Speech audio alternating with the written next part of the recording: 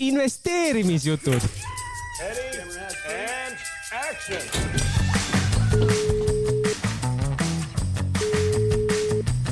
Halloo, Sõrš kuuleb. Tere head investeerimishuvilised, te kuulate Eesti kõige praktilisemat investeerimisalast podcasti Investeerimisjutud. Täna on 1. juuni, minu nimi on Tarmo Tanias ja nagu ikka minu vastas hea sõber kolleeg Meelis Maasik. Tere Meelis! Tervist Tarmo, tervist kõik kuulajad! Kuidas sulle Meelis tundub, et pagana ruttu on see aasta läinud, et 5 kuud on juba läbi? Jaa, tõesti, et maikuu on siin läbi saanud ja oleme jõudnud siin suvekuusse, et 1. juuni. Et tõesti, et eks turgudel on niivõrd põnev olnud, et see aeg nagu lendab nii kiiresti. Tead, mis on tore asi juunis või? 14. juuni on Hiina presidendil sünnipäev ja 15. juuni, päev hiljem, saab Donald Trump 80. Ai, suur ja neil on siis vanuse vahe 7 aastat minu teada. Et tuleb suured pidustused. No okei, no eks me võtame ka siis pitsikese. Aga kui me nüüd räägime turgudest, ütleme, mina Meelis ei julge enam sinu statistika vastu panustada, et kui ma tuletan veel selle meelde, et mis me eelmine saadega natuke nagu rääksime, kuigi jah, ma rõhutan sellega, et aasta pole veel läbi, et siin 7 kuuga jõuab nagu palju juhtuda, aga pigem on tõenäosus see, et sinu prognoos osutub sellel aastal märksa täpsemaks kui minu oma, et kui ma nüüd õigesti mäletan, siis ma pakkusin äkki mingi 10% langust Ameerika turule. Kui ma nüüd täna vaatan eurodes seisu, siis SP 500 on pluss 12, Nasdaq on pluss 17 ja sinu prognoos oli äkki mingi 14 midagi, on ju, et sa oled väga lähedal. Ja, et tõesti, et suke väga hullumeelne turg on tegelikult, et iga nädal me näeme nagu uusi tippe on ju turgudel ja mulle tundub, et see momentum, mis täna on, see on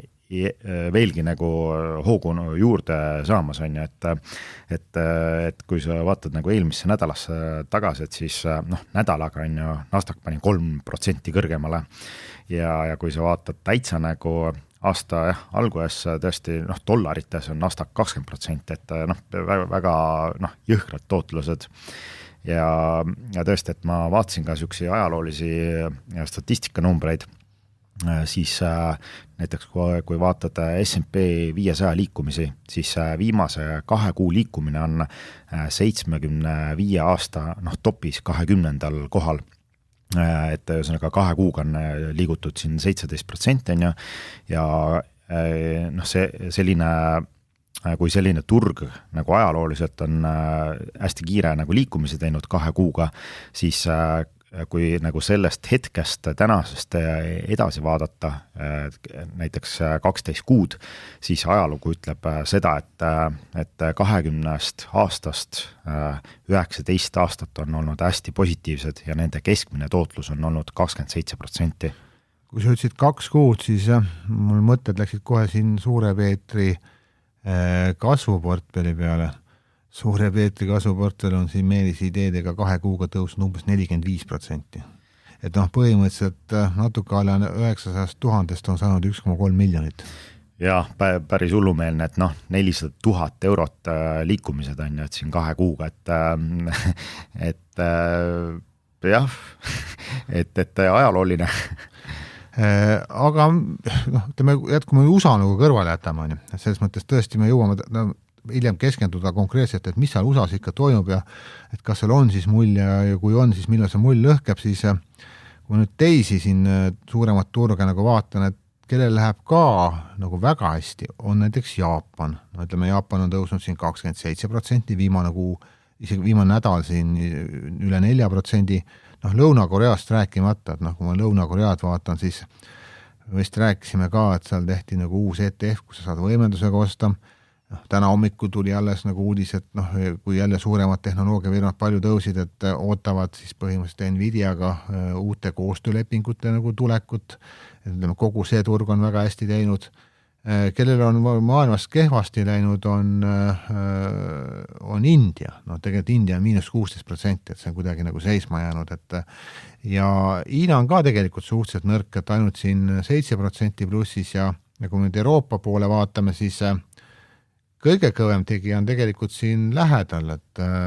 +30 Norra, ütleme ikkagi päris palju. noh, me mõtlesime, tegime siin prognoose, sina vist pakkusid Soomet, mina pakkusin Rootsit parimaks, kuigi ma Norrat ka mõtlesin, et pakkuda, aga ei teinud. Soome on üllatanud, jah, pluss 17, Rootsi on pluss 12, noh, pluss 13% aasta algusest, et noh, tegelikult Põhjamaad on väga hästi. Eesti on nagu, noh, sisuliselt midagi ei toimu, noh, ütleme 1% plussis, ja siis, kui me vaatame neid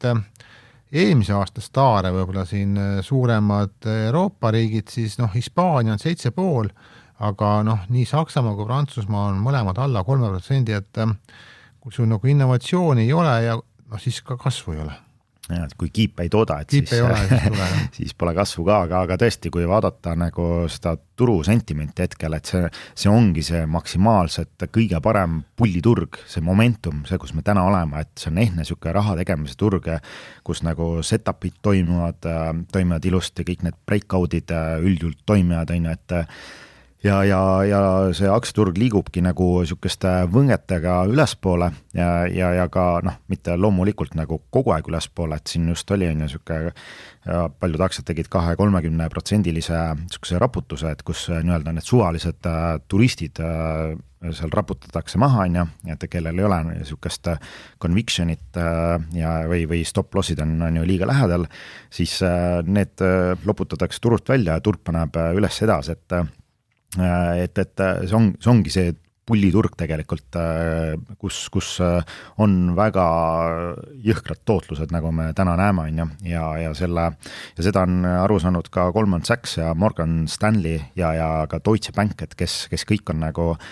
USA turu suhtes väga bullish ja näiteks Goldman Sachs ootab siin S&P 500-st selleks aastaks 17% tootlust, ehk ühesõnaga target on sinna 8000 punkti kanti, see tähendab, et tänasest tasemest veel seal 6% kõrgemal. Et ja noh, loomulikult, mis seda turgu on ju veab, et noh,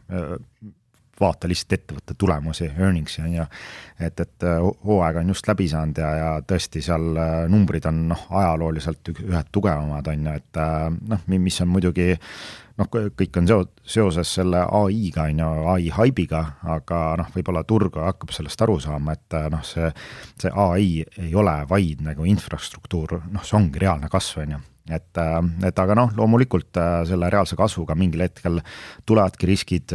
noh, täna on ikkagist hästi palju niisugust crowded trade'i, kus investorid kõik on nagu juba paadi peal on ju, ja mis ilmselt ütleme, tekitabki niisuguse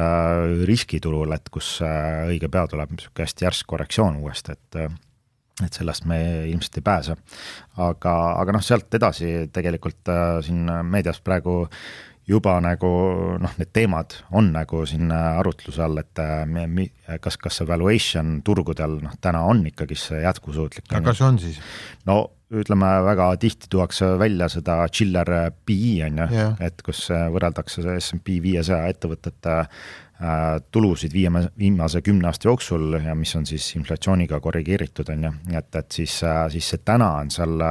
see näit on 40 juures. No, tippud lähedal ikkagi. Jah, ajalooliselt väga kõrgel tasemel, tippud lähedal, et noh, minna ütleme sinna .com buumi aega, siis chiller B oli seal 44 kandis, kui minna veelgi nagu aasta dekaade tagasi on ju sinna Great Depressioni aega, siis see chiller B oli seal 35 kandis oli tipp on ju. Et aga noh, loomulikult see täna kindlasti tähendab, et turg nüüd kohe selle peale kukub ära on ju, et aga pigem ajalooliselt on see chiller B võib-olla näidanud, et täna see tuleviku tootlused võivad olla madalamad, kui see täna on öelda sisenenud turule, et varem või hiljem nagu tuleb niisugune suurem korrektsioon, et täna ostes siis ei ole see risk reward võib-olla kõige parem. Ja võib-olla üks näite, mis veel nii-öelda natuke ettevaatlikuks teeb, on noh, Nasdaqi graafik, kui sa vaatad niisugust pikaajalist graafikut, nädala graafikut, siis seal on see 200 päeva libisev, et kui see indeks nagu kaupleb üle 200 päeva libiseva juba 60% kõrgemal, et mis on nagu ajalooliselt suht harva juhtunud, samamoodi seal .com buumi ajal ja siis Covidi nii-öelda seal ajal, kus Nasdaq oligi seal üle 60%, 200 päeva libises kõrgemal, et siis olukord nagu liiga kaua ei kestnud, see Nasdaq mingil hetkel kukkus ära ja et noh, tulidki nagu nii-öelda noh, mingid probleemid, kas COVID või oli see parasjagu .com-i mulli tipp, on ju, et ütleme, sellega tuleb arvestada, kui turgudel ikkagist tulevad mingi ootamatud probleemid ette, et siis ilmselt see kasumi võtt saab olema päris räige, seepärast investorid on suht plussis ja väga lihtne on siis lihtsalt sel nuppu vajutada. Jaa, no emotsionaalselt on märksa mugavam, et noh, müüd ära ja sul on lihtsalt natuke väiksem kasum kui eile võib-olla, aga saad igal juhul võib-olla kordades plussis on ju, arvestades sellega, kui sa oleksid nagu miinuses võib-olla poole võrra. Aga noh, kogu selle jutu taustal tõesti, mis sa ka välja tõid, et noh, ettevõtete tulemused on oodatust nagu paremad olnud, siis minu meelest eelmine nädal asi läks nagu täitsa pööraseks, et noh, siin tuli nagu mitu asja nagu järjest, et noh, kõigepealt tulid siin Snowflake'i tulemused, noh, aktsia tõusis siin üle 30%, aga no Dell, no ma ei tea, no see oli minu jaoks ikkagi nagu pauk luuavarjast, et noh, head jah, aga et nagu nii palju turg selle peale tõuseb. Kas Dell vist pani päevaga 40%? Ja nädalaga 65%. Et ja maikuust alates on noh, tuublisse läinud 100% liikunud, et ja see ei ole väike ettevõte. Ja aga noh, vaadata CEO mainis, et noh, datacentrit äri nagu buumib ja tõesti nad ei näe nagu mitte kuskilt kohast nagu sükest nõudluse jahtumist, et ja noh, müügitulud on ju, numbrid väga head, 88% kasvu noh, esimeses kvartalis aasta ajaga on ju ja süke serverite backlog ehk see tellimusraamat ka nagu ajalooliselt suurimad 51 miljardit, et sellest neil nagu nõudlusega probleemi ei ole, et ja noh, investorid läksidki nagu täiesti hulluks niisuguste tulemuste peale. Et ja see, ütleme see datacentrid ja kõik see on nagu ulmeliselt pildis siin, et noh, samamoodi Micron on ju, tegi eelmine nädal 26% nädalaga. Täiesti noh, hullumeelne uued tipud. Alles oli 400, nüüd on 1000 lähedal. Ja Micronis sai ka 11 vist USA ettevõtte, mis ületas triljoni market cap'i on ju, ja kusjuures see huvitav on see, et see SK Hynix täpselt samal päeval koos Microniga mõlemad nad ületasid 1 triljoni market cap'i, et nad liiguvad nagu nii sünkroonis nagu. No see kõik hakkas sellest pihta, kui sa rääksid, noh, et siin analüüsimajad, Deutsched ja kes sul seal olid on ju, et Goldman Sachsid ja edasi on nagu positiivsed, siis noh, UBS ka, noh, Šveitsi pank, tegelikult noh, tema tõstis ju Microni hinnasiit 1625 peal, noh, selle peale see asi nagu hulluks läkski. Jah,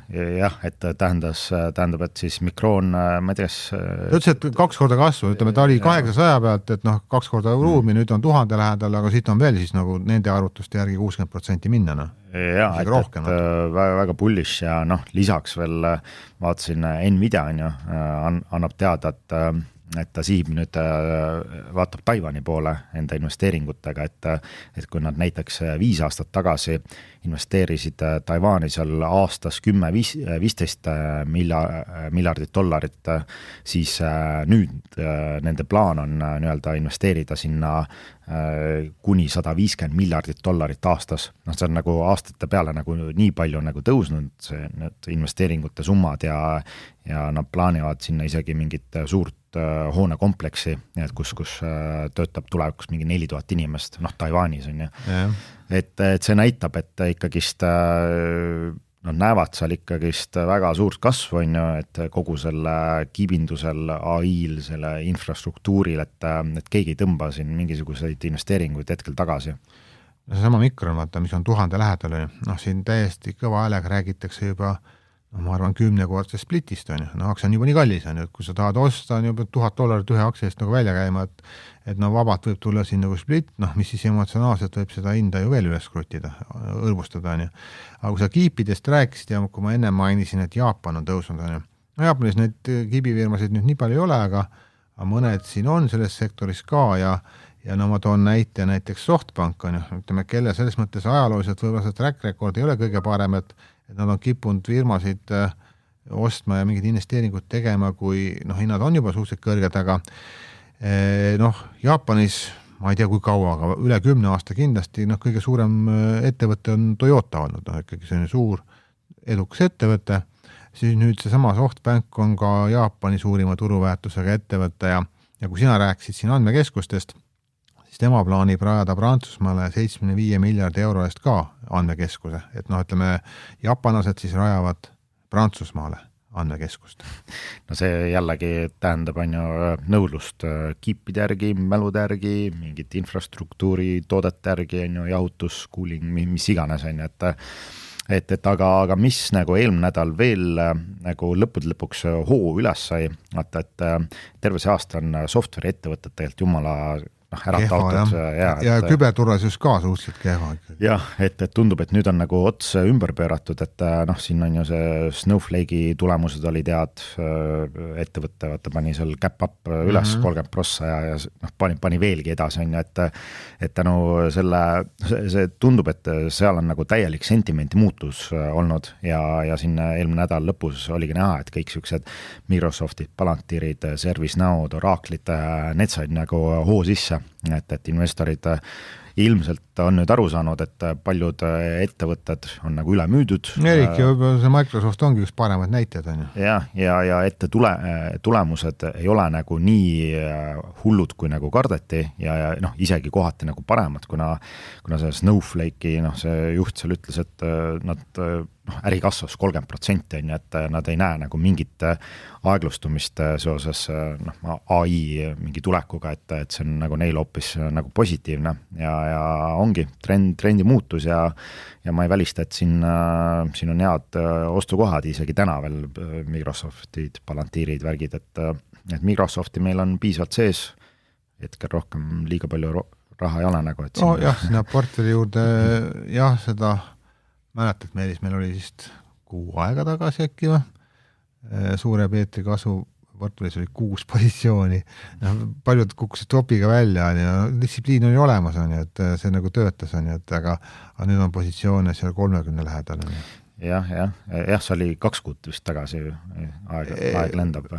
Et Iraani selles kriisi... Jah, võib-olla 2 kuud, ma täpselt ei mäleta. Et siuksed hullumeelsed tõusud on ja üks positsioon, mis meil on suurim Nebius, ma arvan, portfellis, seal kasvuportfellis, et tõusis päevaga 10% ja päris huvitav, et seal on üks siuke USAs praegu on üsna populaarseks saanud üks Leopold Aschenbenner, siuke investor, kes tegi enda investeerimisfondi ja ta kogemus on see, et ta on siuke open AI taustaga, insener ja midagi seal tegi ja tuli ära, tegi nii-öelda end fondi ja see Leopold siis investeeris Nebiusesse seal või ostis Nebiusesse 5,6% osaluse. Et see on päris suur sais nii-öelda selline fondi mahust, et ühesõnaga rahaliselt ostis nagu 3 miljardi eest seda Nebiust ja see on nagu aktsia tõusma täna pannud veelgi, et eelmine nädal tõusis reedel mingi 10% ja nüüd paneb veel edasi juurde. Et näha on, et mingid investorid võib-olla näevad rohkem väärtust, kui meie siin nagu tunnetama ja ka sellise hinna pealt, mis täna see Nebius nagu on, et nad näevad veelgi nagu kasvu jätkumist. Üks asi on see, et ütleme, meil hakkavad ju need IPO-d tulema, IPO-dest me pärast räägime, ka meil on küsimusi tulnud IPO-de kohta, aga kui sa nagu IPO teed ja börsile tuled või ütleme need ettevõtted, kes juba börsil on, aga on teinud suuri investeeringuid, nad tahavad ju nende aktsionid eeskätt, aga ka juhtkond tahavad, et need investeeringud nagu tagasi teenitaks. Ja Meelis, ma arvan, et sa oled ka märganud, et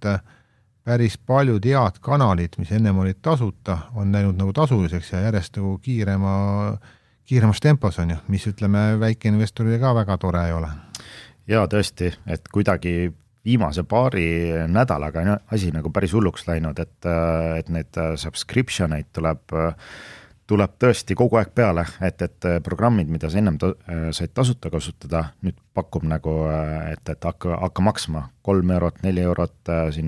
Paarkümmend eurot on siin. Ja, et kõik need AI chat juturobotid, kus saad infot, on ju, see on paljudel juhtudel tasuliseks läinud ja ka kõik siuksed investeerimiskanalid nii-öelda, kes kes isikud, kes teevad võib-olla head analüüsi, on ju, aga nemad on nagu enda kanalit tasuliseks keeranud, et ei näe ja isegi Twitteri sees see uudisflow,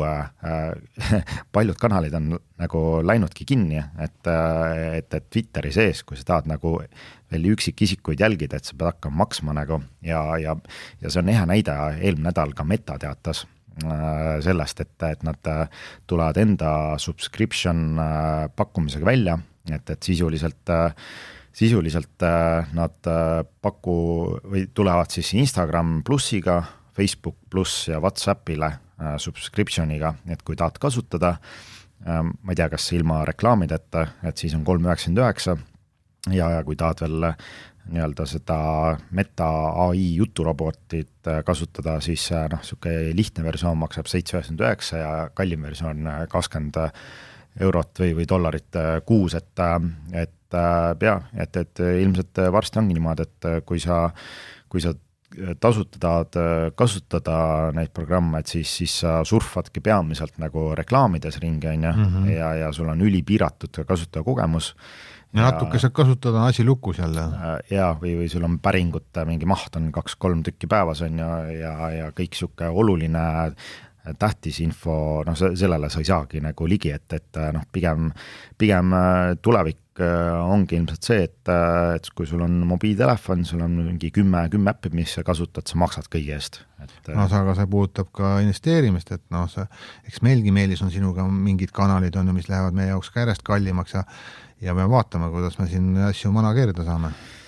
Jah, tõesti, et siuke hea ja kvaliteetne info läheb ainult kallimaks ja on raskesti kättesaadavam ja vaata see, eks me jõuame ka vaata selleni, et kõik need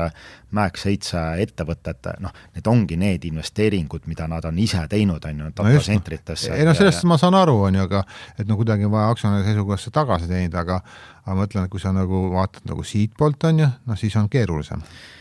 Jah, nii et vaatame, et kus me selle subscription majandusega välja jõuame, et eks see mõjutab meid kõike tegelikult. Kogu selle positiivsuse taustal, mis puudutab nagu USA aktsiaturgu, siis huvitav statistika siin tuli nagu välja, et Ameerikas on ka,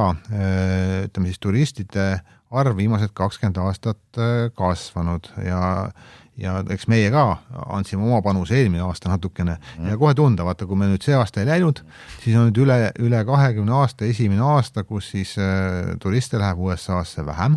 Osad on tõenäoliselt ka Trumpis pettunud või tema poliitikas või mis iganes ja siis kõige rohkem pettunud on siis kanadalased, et nendel on siis nagu, nende hulk on siis väga palju nagu kukkunud. Aga kuidas sulle Meelis tundub, et me oleme siin, praktiliselt ju iga nädal viimased paari kuu jooksul rääkinud ka Iraanist, on ju. Oled sa aru saanud, mis on nagu toimub, et mina, kui ma nagu uudiseid vaatan, siis kohe tuleb vaherahu või tuleb selline nagu poolik vaherahu, mis tähendab siis tegelikult seda, et 60 päeva jooksul siis arutame, et mis saab Iraani sellest tuumaprogrammist ja selle aja jooksul võiks siis nagu selle Hormuzi väina nagu lahti teha ja võiks siis nagu normaalselt nagu majandustegevust teha ja siis nädalavahetusel ka arvati, et Trump siis nagu allkirjastab selle Iraani nagu täiendatud versiooni.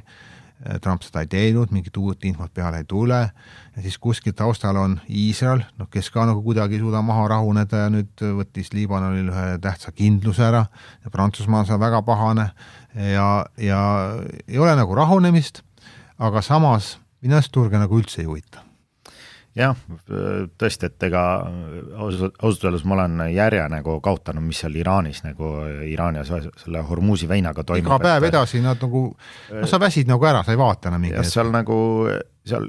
info tuleb nagu ühtepidi, et jah, et nüüd on rahuleping sõlmitud 60 päeva, siis samal ajal vaatad tegelikult seal sõjategevus minust on aktiivsemaks läinud. Mõlemad on üksteist tulistanud. Jah, kogu aeg mingid raketid ja droonid lendavad, mingid laevad põlevad, et saa siis aru, mis seal täpselt toimub, aga vahet pole, seepärast turgudele ei ole ka vahet, et turg vaatab nagu tulemusi ja ettevõtteid ja kogu seda AI arengut, et hetkel. Aga siis ei ole mõtet Iraanil enam punnitada, kui turg ei huvita see asi? Jah, jah, ütleme, eks see turg on tõesti, et ka samamoodi väsinud, et vahepeal on see rahukõnelused või tulemus paari tunni kaugusel, siis selle lükkub edasi,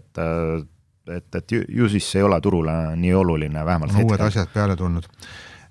Mulle silma, ma ei tea, kas sa oled Meelis kuulnud sellist ettevõtet nagu Taylor Morrison Home, mina ei olnud kuulnud ja see on üks Ameerika ehitusettevõte ja siis Berkshire Hathaway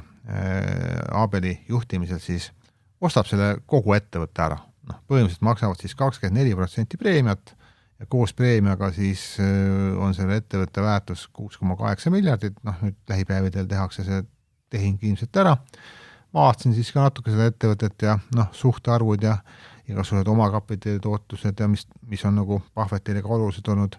need on nagu okei, ehk ühesõnaga uus juht on siis natukene leidnud siis ideid, on ju, et kuhu raha on. Et tundub tegemist niisuguse igava ehitusettevõttega, on ju, et aga jällegi positsiooni suurused on ju, et ostetakse kogu ettevõtte paugust ära, mitte seal pole mõtet osalust võtta, sellest kogu ettevõtte väärtus on 7 jardi, on ju. No lihtsalt, aga kui sul on bilansis põhimõtteliselt 400 miljardit, siis sellest natuke alla 7 välja käia, sa ei saa arugi. Ei muidugi, et sul polegi mõtet poolt ettevõtet üle võtta, et sa nagu ampsad nagu terve tüki kaupa. On sul juba see raha, mis neil on seal USA lühiajalisest reservis, nad teevad intressiga põhimõtteliselt firma endale ära. Jah, kui ma õigesti mäletan, kas oli aastas, nad teenivad mingi 12-15 miljardit. Sellega saab kaks firmat osta aastas. 2-3 isegi, et aga üks ettevõte, millel võib-olla eelmine nädal väga hästi läinud, oli Ferrari. Nägid, neil tuli uus mudel välja. Jaa, mulle ja sõpradele kõik vaatasid siuksed, mis asi see nüüd on siis? Jaa, et see mudel oli siis Ferrari Luce, et mille hinnasilt on muidugi kolossaalne, 550 000 eurot on ju, aga mis võib-olla ei ole nagu nii tüüpiline on see auto välimus on ju, et seda ilmselgelt on aru saada on ju, et selle disainimisel on natuke Apple'i siukest disaini ja ime pole on ju, nii-öelda see Ferrari tellis selle auto disaini John Eve'i ettevõtte käest, et kes ongi pool elust on ju Apple'is töötanud ja reaalselt tõenäoliselt see sama auto oligi nii-öelda Apple Cari kontseptsioon, mis nüüd pandi Ferrari märk sinna peale. Aga see auto näeb tõesti välja mitte Ferrarilik, ta on rohkem nagu mingi siuke Lego klots. Ta on pigem on Apple'ilik auto on ju. Aga turg vaatas sellele ka üsna siukse kurva pilguga peale ja aktsia müüdi seal 5 miljardit allapoole, et kui sa tuled uue autoga välja ja samal päeval su aktsia kukub 5 miljardi euro võrra madalamale, et see ei ole hea reklaam. Väga hea reklaam nagu ei olegi, et jah tõesti, et nii, et Ferrari vaatame, et ütleme kindlasti kõik need Lamborghinid ja need Porsched ja siuksed top auto või sportauto mudelitel ei ole nende elektriautodega hästi läinud, et nüüd Ferrari nagu üritab vastu voolu nagu ujuda, et eks siis näha on, et kas nad suudavad seda autot müüa ka siukse summa eest. Ma vaatan siin, suured ettevõtted on enamus oma tulemused nagu teavitanud, aga see nädal Broadcom tuleb peale tulemusi või teeb peale sulgemistulemustega on ja siis tuleb see sama CrowdStrike on ka küberturvalisusest võib-olla, mis on nagu huvitav vaadata ja neljapäeval tuleb näiteks Rubrik ja Lululemon tuleb ka, kellel ei ole siin viimase ajal väga hästi läinud on ja mõned siis nagu veel. Aga enne kui me läheme Meelis siis nende virtuaalportude juurde, siis meil on üks oluline teavitus ka teha, et eelmine nädal me juba mainisime, et siin väike üllatus, kes on meiega nagu pikemat aega koos olnud, siis tasub panna kalendrisse 18 juuni kell 18. Teeme siis ka nii-öelda live esitluse podcastina, et Meelis samas kohas kui eelmine aasta on. Ja, et jällegi kaua oodatud rahva poolt nõutud live investeerimisjutud tulevad taas, et tõesti, et 18 juunil siis. Ja meeldeajate 18 kell 18. Ja samas kohas, kus eelmine aasta Ankru 10 Reed raamatupoe saalis et olete sinna oodatud ja kindlasti registreeriga kohe kiiresti ära, et link on saate all et tundub, et kohtade arv on nagu suur, 120, aga ma ei tea, kas see on hea või halb, aga eelmine aasta need kohad läksid väga ruttu täis millegi pärast. Jaa, et väike snäkk ja teeme mingid ägedad slaidid ka valmis, võib-olla mõne ägeda idee karjuma ka seal välja, kes tulevad koha peale, need näevad. No jaa, teades sind, Meelis, et inimesed tahavad ikkagi ju teada, et mis järgmisena või kes järgmisena paukuma hakkab, on ju? No tegelikult juba pauguvad, et nägid, Trump tuli välja oma sükse droonide narratiiviga. See mees ikka jõuab. Ja vaata, just eelmine nädal me rääkisime, et Trump soovib osta Quantum ettevõtetes osalusi, siis enne seda oli nii-öelda nendes haruldastes muldmetallides ettevõtetes osalusi ja nüüd tuldi plaaniga, et on vaja nii-öelda tekitada strateegiline droonide reserv USAs, et Pentagon on seal huvitatud umbes 300 000 droonist, drooni soetamisest ja USA ettevõtetelt ja see muidugi loomulikult pani siin USA drooni aktsiad hullult rallima, et kõik need Red Catid ja Ondased ja Unusual Machine'id lendasid sinna korralikult üles ja loomulikult see Unusual Machine tegi kõige suurema ralli, nii-öelda 60% pani seal ühe päevaga ja mis välja tuli, et selle juhtkonda kuulub juhuslikult Donald Trump Jr. on ju, kelle käest ilmselt neid droone hakatakse tellima, aga ütleme, mingil määral me saime ikkagist ka Suur Peeter sellest osa, et ka meil on üks droonifirma, see Avex on ju. Aga ei, see kõik on tore, aga mul ikkagi see küsimus jääb, et kuidas see kõik võimalik on, et paljud oleks juba vangi pandud siukse seoste seest? Jah, et USAs on kõik võimalik. Eriti kui sa oled president. Ja, aga suures pildis ma arvan, et see uudis võib panna alusele sellise mingisugusele suuremale trendile, et seal on neid drooniettevõtted on päris palju ja see droonindus, ma arvan, et ongi üks suur äri, mis siin järgmiste aastate jooksul võib käima minna. Aga kui siis natuke rääkida natukene siin nendest rahavoo portidest asjadest, siis tükk aega, ütleme siis dividendiportfeli me pole positsioone nagu võtnud, aga eile siis natukene siis Treasury arvelt ostsin sellist ettevõtet nagu General Mills, mis on tegelikult väga pika tegevusajalooga toiduainete tööstuse ettevõte, 127 aastat dividendi maksnud, viimased 30 aastat dividendi järjest nagu kasvatanud, aga selles sektoris on olnud viimasel ajal päris suur nagu konkurents, tulemused on natuke nagu allapoole tulnud, mis on siis selle yieldi nagu ülespoole viinud, aga nii-öelda konkurentsi mõttes ja arvestades firma nagu turuosa, siis tundus päris hea tase, et 7,2% yieldiga esimene positsioon siis natuke nagu võtta, aga mis puudutab siis kokkuvõttes seda rahavooportfeli, siis kui me siin tegime seda, mäletan, mida me see lahku lõime meil jaanuaris kuskil äkki, jaanuari teine pool äkki või. Et siis sellest ajast on umbes 10% on siis see rahavooportfeli kasvanud, aga loomulikult ütleme, see jääb alla siis Meelise sellele nii-öelda raketiportfelile, et kus volatiilsus on nagu suurem ja mina ei ole Meelist tükk aega nii rohelist pilti nagu näinud, et siin on nüüd on Micron on kahekordistunud, Marvel on siin portfellis kahekordistunud, Rocket Lab on seal lähedal, AMD on seal lähedal, ma ei jõua siin kõiki nagu üles lugeda, et kes tahab neid portfelle nagu näha, siis täna õhtul ma siis nii-öelda kuu kokkuvõttena hakkan seda kirjutama, et kuidas siis läks, et lähipäevadel meie blogis on seda siis nagu ka näha, on ju. Aga see viimane, mis ostsime siin Viewsell on ka nagu siin tõusnud, et ühesõnaga positsioone on nagu päris palju, vaba raha on ainult 25 000, alla 2% ja portfell on siis algusest 30% tõusnud, et minul lihtne küsimus, et kas peaks midagi ära müüma või?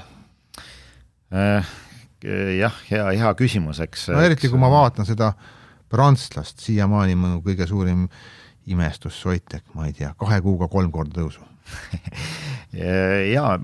Pigem ma ootaks selle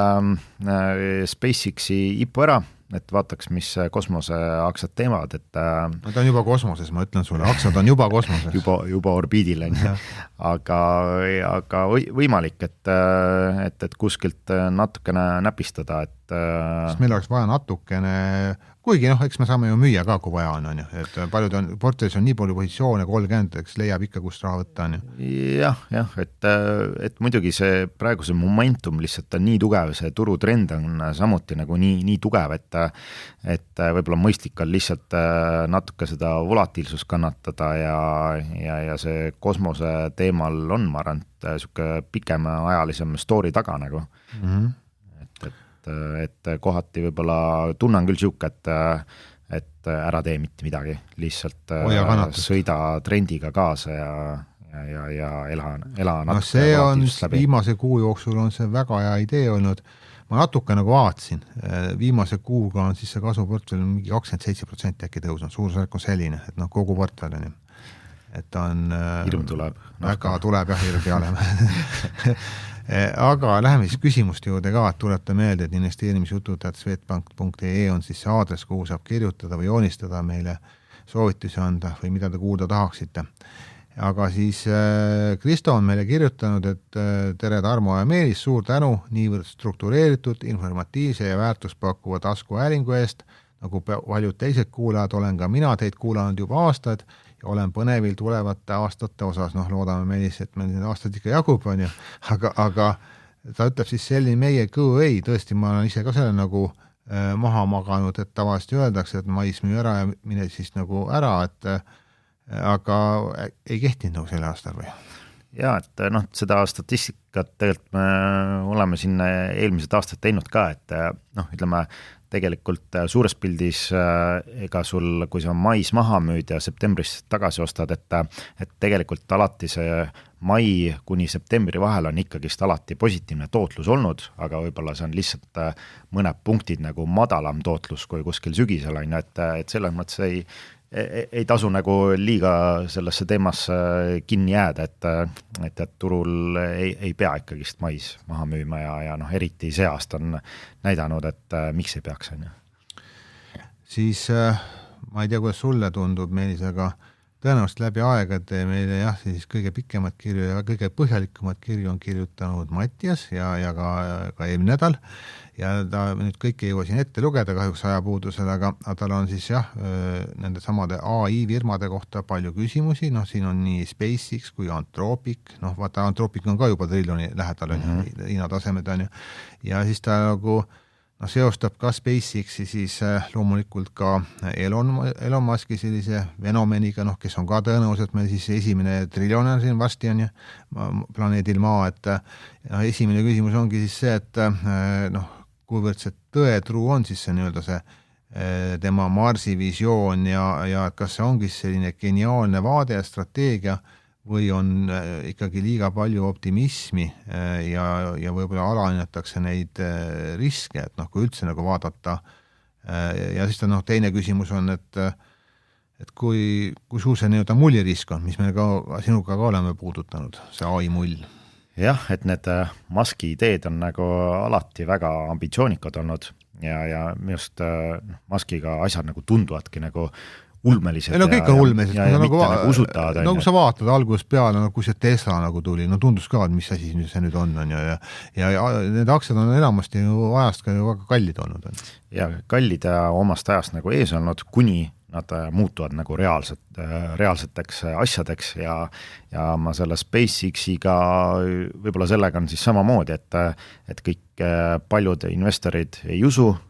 selliseid ambitsioone, kuni nad kunagi hakkavad nagu teoks saama või minema sinna poole ja loomulikult see nii kaua võibki see aktsiahind olla nagu kosmoses on ju, et see täiesti vabalt võib saada ka maailma kõige kallimaks ettevõtteks, millel on suhteliselt vähe nagu revenuesid, võib-olla on ju kasumid ka on ju, aga see usk ja see narratiiv on nagu nii hea või nii tugev, et nii nagu oli Teslaga on ju, et aastaid see püsis nagu kosmosesse aktsiahind ja kuni lõpuks täna ikkagist Tesla on top tegija on ju. ja no ütleme, Mattias, tõesti ma kahjuks ei jõua ajapuudusena kõike ette lugeda, aga Mattias küsib ka seda, et kas peaks siis kuna see AI on nii kuum kaup on ju, et kas peaks nagu siis tingimata nagu ainult nagu USA poole vaatama või kuhugi mujal, me oleme siin sinuga rääkinud, et Lõuna-Korea on vähemalt sama palju rallid, Jaapanis ka nagu tõusnud, et äkki peaks hoopis nagu Euroopa poole vaatama, et Brüssel ka siin üritab regulatsioone nagu vähendada, aga okei, kui me selle Prantsusmaa ettevõtte nagu kõrvale jätame, ma ei näe, nii ruttu need asjad ikkagi ei toimi, et täna nüüd natuke vähendada regulatsiooni ja homme on kohe innovatiivsed ettevõtted. Jah, et see on see küsimus, et kas on see uus innovatsioonitsükkel või on see mull, on ju, et kindlasti me täna olemegi selles uues innovatsioonitsüklis, näha on, et siin tuleb nii palju uusi ettevõtted börsile ja uued teemad, robootika, AI, kõik sellega seotud nagu areneb nii kiiresti, et kas täna nagu mull, pigem mitte hetkel mulle tundu, et see mull täna oleks, aga mis ei pruugi nagu,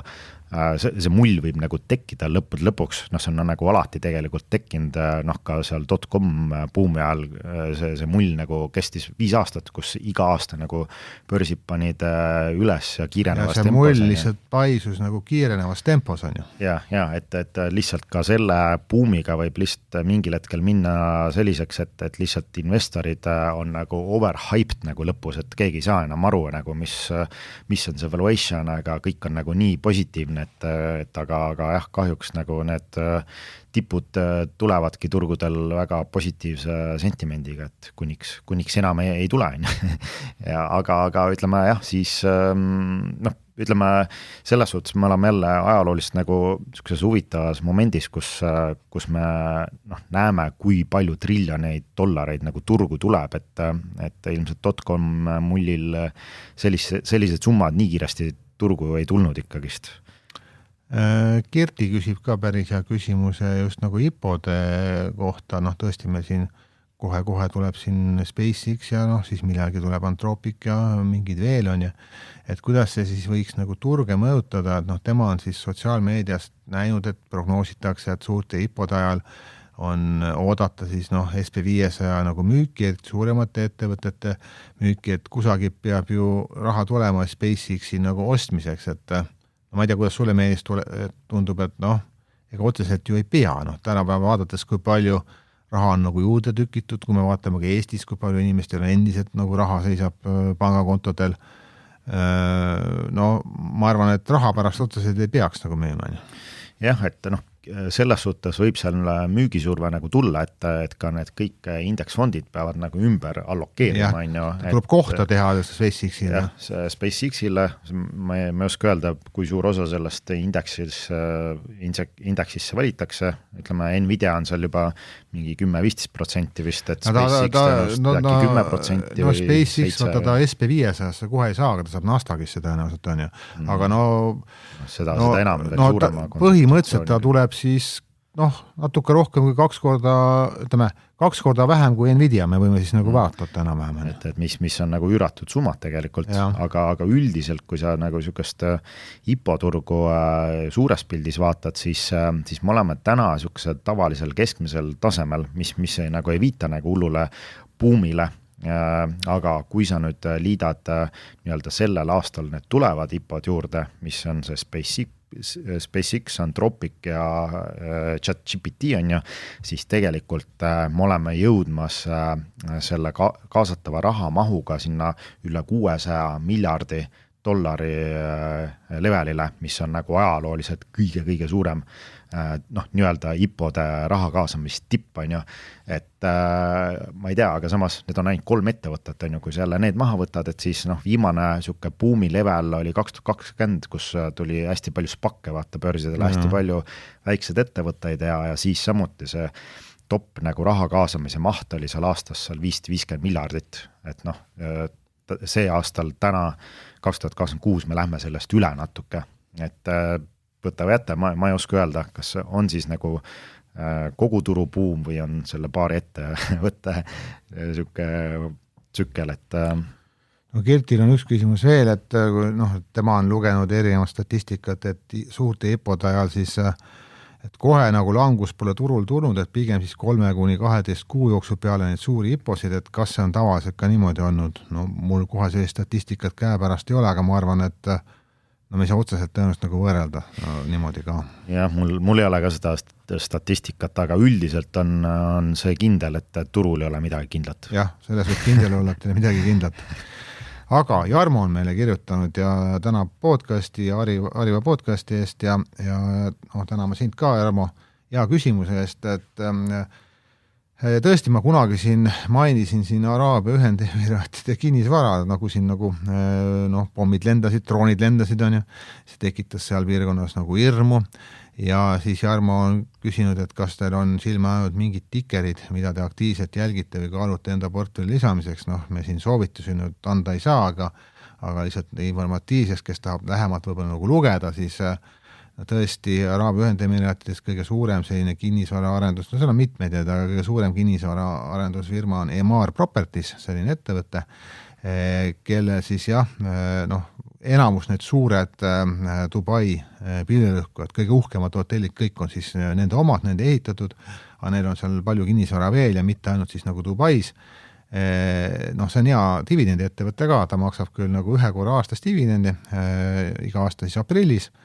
ja see dividendi määr on täna seal 8,5% ja mis on nagu huvitav Araabia Ühendemiraatidega, see on riik, kus raha ikka on ju, ja selles mõttes ta on nagu hästi nagu väike investori sõbralik ka, et nemad näiteks ei pea dividendid tulumaksu kinni, kes siis tahab nagu osta neid dividendi ja täna kaupleb see Emaar Properties 5 aasta nagu kasumi peal, eelduses, et kasumid nagu jätkuvad samas tempos on ju, see ongi see teema on ju, et mis siis nagu Iraanis saab, et kas Iraan, kui USA ründab nagu Iraan on siis ähvardanud ju nagu ilma valimata oma naabrid nagu tulistada, see on siis võib-olla seda hinda siin kinni nagu hoidnud. Aga lihtsalt teadmiseks, ega siis need on nagu turud, kuhu ei ole väga lihtne nagu ligi pääseda ja te peate vaatama siis, mis maakleri kaudu need nagu osta saab on ju. Aga tuletame siis saate lõpuks Meelis veel meelde, 2 numbrit, 18. juuni kell 18, et kes siis tahab tulla kuulama, kuidas siis podcasti tehakse, või siis otse nagu küsima, siis kõik olete teretulnud ja see link pannakse siis täna meie selle podcasti alla ja kes see SMS on ju, kahjuks see niimoodi on ju. Riid raamatupood. Ja siis andke, eelmine aasta kenasti töötas ka see, et kui te nagu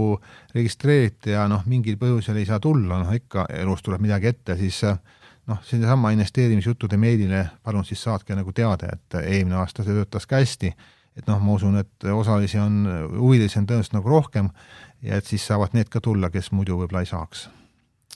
Ja, aga siis tõmbame otsad selleks korraks kokku. Ja, kõik head ja kuulmiseni. Hallo. Juhu! Kuule, siia lõppu tahtsin veel sulle öelda, et finantsteenust pakub Swedbank AS tutvu tingimustega ja pea nõu. Esitatud teave on informatiivne, tegemist ei ole investeerimissoovitusega ega kutsega osta või müüa väärtpabereid või teha muid tehinguid. Teave emitentide tegevuse kohta tugineb nende finantsaruannetel ja muudel avalikel allikatel. Cool. Aga mis see evidentide on? Ei teagi niimoodi vahe praegu öelda. Ma ei tea. No suu, pane ära nüüd. Pane ära toru. Näe. Ciao. Ciao.